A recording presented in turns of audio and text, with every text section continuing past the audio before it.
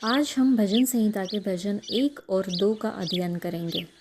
क्या ही धन्य है वह पुरुष जो दुष्टों की युक्ति पर नहीं चलता और न पापियों के मार्ग में खड़ा होता और न ठट्ठा करने वालों की मंडली में बैठता है, परंतु वह तो यहोवा की व्यवस्था से प्रसन्न रहता और उसकी व्यवस्था पर रात दिन ध्यान करता रहता है।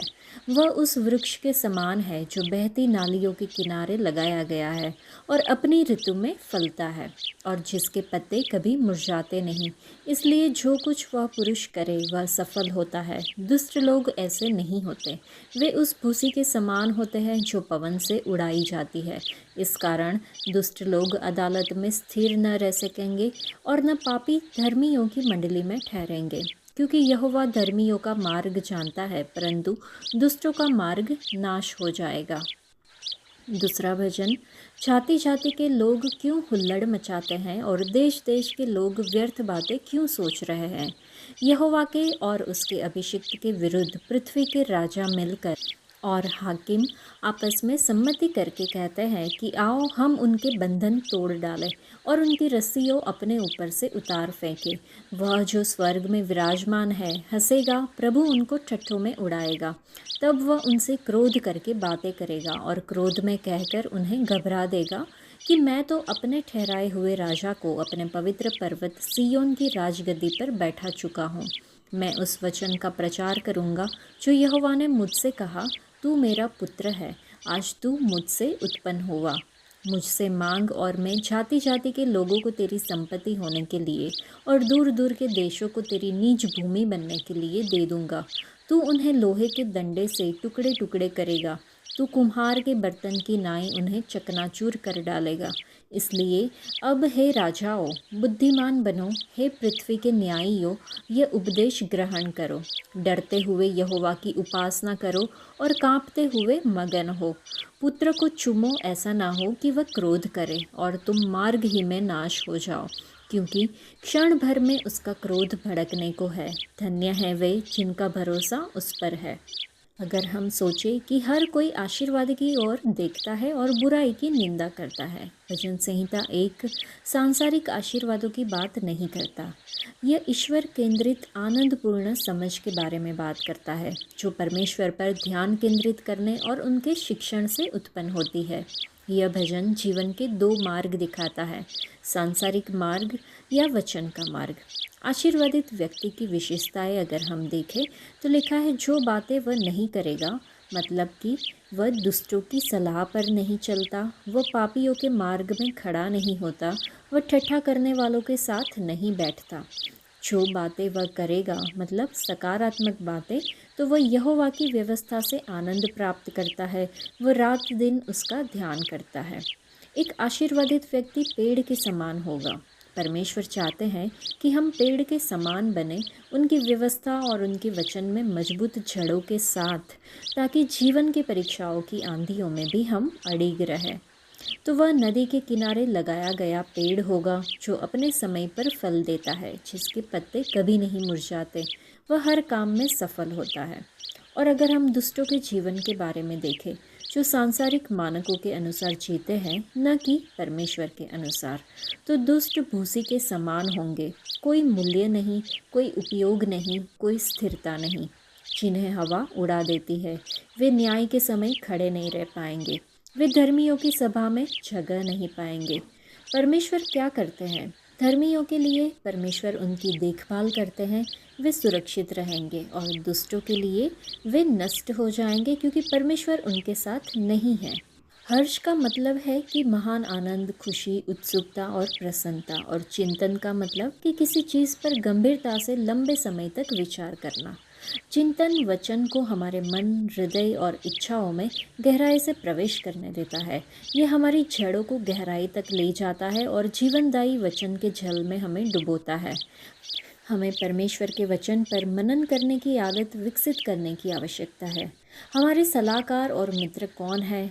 हमें जीवन में क्या खुशी देता है? क्या हम परमेश्वर के वचन में प्रसन्न हैं और उसका दिन रात मनन करते हैं? क्या हमारी जड़ें परमेश्वर के वचन में गहरी जमी हुई है, जिससे हम पोषण पाते हैं, बढ़ते हैं और फल देते हैं? ये चीज़ें हमें सोचनी होगी।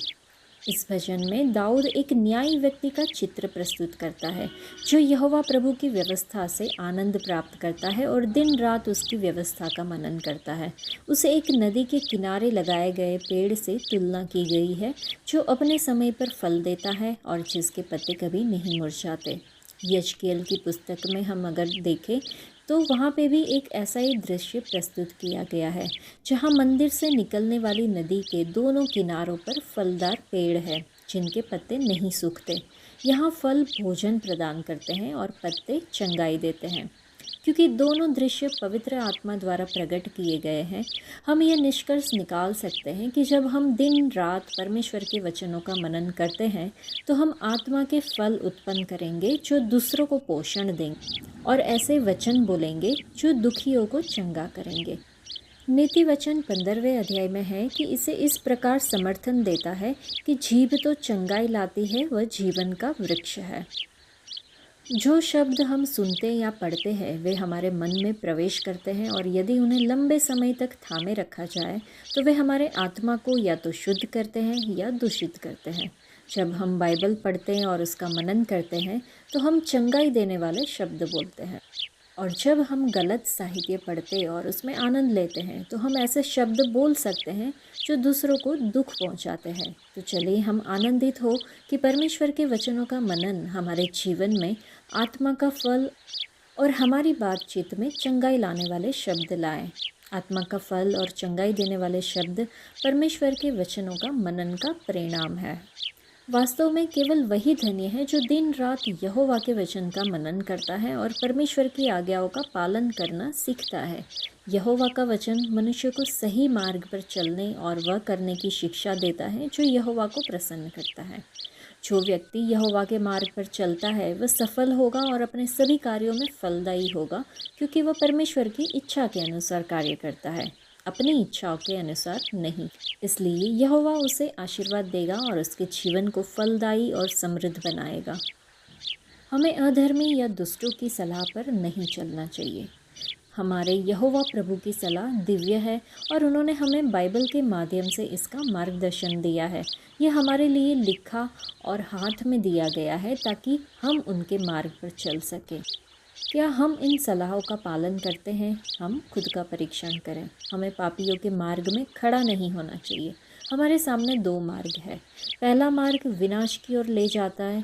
ये पापियों का मार्ग है जिसका द्वार चौड़ा है और कई लोग इसमें प्रवेश करते हैं। हमें इस मार्ग पर खड़ा नहीं होना चाहिए। दूसरा मार्ग जीवन की ओर ले जाता है जो धर्मियों और पवित्र लोगों का मार्ग है। यह संकीर्ण है और इसका द्वार भी संकीर्ण है। हमें इस मार्ग पर खड़ा होना चाहिए। हमें ठट्ठा करने वालों या उपहास करने वालों के साथ नहीं बैठना चाहिए। उपहास करना एक पाप है जिसे यहोवा प्रभु पसंद नहीं करते हैं। यशायाह की पुस्तक में लिखा है कि उपहास करने से हमारे बंधन मजबूत हो सकते हैं। उपहास करना पाप है और उपहास करने वालों के साथ बैठकर उसमें भाग लेना भी पाप है जिसे यहोवा पसंद नहीं करते हैं। यहूदा की पुस्तक में पहले ही अध्याय में है कि आखिरी दिनों में ऐसे उपहास करने वाले होंगे जो अपनी अधर्मी वासनाओं के अनुसार चलेंगे। आज मोबाइल और इंटरनेट के माध्यम से उपहास और व्यंग्य हमारे घरों तक पहुंच चुके हैं। हम फिल्में, सीरियल्स, मजाकिया सामग्री के माध्यम से समय व्यर्थ करते हैं। क्या यह कारण हो सकता है कि हमारे कार्य सफल नहीं हो रहे हो? और अगर हाँ, तो चलिए हम पश्चाताप करें और इनसे दूर रहने का निर्णय लें। तो हमें क्या करना होगा? हमें यहोवा प्रभु की व्यवस्था और उनके वचन से आनंद प्राप्त करना चाहिए। हमें दिन रात उनका मनन करना चाहिए। परिणाम स्वरूप हमें कौन कौन से आशीर्वाद प्राप्त होंगे? तो हम आशीर्वादित होंगे, अपने समय पर फल देंगे जो हमारे और दूसरों के पोषण का कारण बनेगा। हम ऐसे पेड़ की तरह होंगे जिनके पत्ते कभी नहीं मुरझाते। हम जीवन से भरे रहेंगे, दूसरों को छाया देंगे और साक्षी बनकर जीवन जिएंगे। हम अपने हर काम में सफल होंगे। हम में से अधिकांश लोग अपने व्यस्त समय में भी बाइबल पढ़ने का प्रयास करते हैं। कुछ लोग उत्साहपूर्वक और नियमित रूप से उसके वचन का दिन प्रतिदिन मनन करते हैं, लेकिन परमेश्वर ये चाहते हैं कि उनके लोग उनके वचन को पढ़ने में आनंदित हो। आनंद शब्द का अर्थ है महान खुशी और उल्लास। दूसरे शब्दों में उसका मतलब है कि उत्साहित या रोमांचित होना। जो लोग परमेश्वर से प्रेम करते हैं वे उनकी व्यवस्था को पढ़ने और उनका मनन करने के लिए उत्साहित और रोमांचित होते हैं। तो क्या हमें प्रभु की व्यवस्था पढ़ने में आनंद आता है? ये हमें खुद को पूछना होगा। ये एक साधारण लेकिन सीधा प्रश्न है। परमेश्वर के प्रति हमारा प्रेम इस उत्तर में समाहित है। दूसरा भजन एक राजसी भजन है, एक राज्याभिषेक भजन जो एक विशिष्ट राजा के लिए लिखा गया था। प्रेरितों के काम के चौथे अध्याय में हमें बताया गया है कि इसके लेखक दाऊद है। संभवतः दाऊद ने यह भजन अपने खुद के राज्याभिषेक के लिए या अपने पुत्र सुलेमान के लिए लिखा होगा। इसका उपयोग नए राजाओं के आगामी राज्याभिषेक के लिए किया जाता था। हालांकि इस्राएल ने अपने पाप, मूर्ति पूजा और विद्रोह के कारण अंधकारमय समय का सामना किया था, और जब उन्होंने बंदीगृह और विदेशी उत्पीड़न झेला तो यह भजन आशा का भजन बन गया।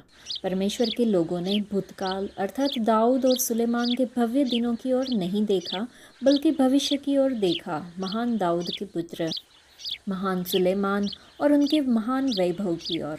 उन्होंने महान मसीहा राजा मसीह परमेश्वर के अभिषिक्त जो सार्वभौमिक राज्य का आरंभ करेगा, राज्याभिषेक राजा के रूप में खुद परमेश्वर यहोवा की प्रतीक्षा की। पहला और दूसरा भजन जोड़िया भजन के रूप में कार्य करते हैं, जो आशीर्वाद के विशेष से शुरू होते हैं और उसी पर समाप्त होते हैं। जैसे कि पहले भजन में शुरुआत में ही है कि धन्य है वह व्यक्ति जो दुष्टों की युक्ति पर नहीं चलता, पापियों के मार्ग में नहीं ठहरता और ठट्ठा करने वालों की संगति में नहीं बैठता। और दूसरे भजन में 12वें वचन में है कि पुत्र को चूमो, कहीं ऐसा ना हो कि वह क्रोधित हो जाए और तुम मार्ग में नाश हो जाओ, क्योंकि उसका क्रोध शीघ्र भड़क सकता है। धन्य है वे सब जो उस पर भरोसा करते हैं। भजन संहिता 1 के धन्य धर्मी वे हैं जो यीशु पर विश्वास करते हैं, और दूसरे के राजा में वही भजन संहिता 1 के ठट्ठा करने वाले वे हैं जो यीशु पर विश्वास नहीं करते। फिलिपियों की पत्री के दूसरे अध्याय में है कि स्वर्ग में, पृथ्वी पर और पृथ्वी के नीचे सब घुटने यीशु के नाम पर झुकेंगे। भजन संहिता 2 कहता है कि पुत्र को चूमो। आपके लिए उनके द्वारा खरीदी गई उद्धार की अद्भुत कृपा के प्रति आभार व्यक्त करते हुए उनके क्रूस पर बलिदान से उत्पन्न उद्धार के लिए उनके चरणों में आकर समर्पण करने से बेहतर कोई स्थान नहीं हो सकता। पुत्र को चूमो और उन पर विश्वास रखो। पुत्र को चूमो और उनकी सेवा करो। पुत्र को चूमो और उनका भजन गाओ। अपने घुटने टेक दो और उनके चरणों को चूमो। आज के लिए इतना ही। परमेश्वर आप सबको आशीष दे। धन्यवाद।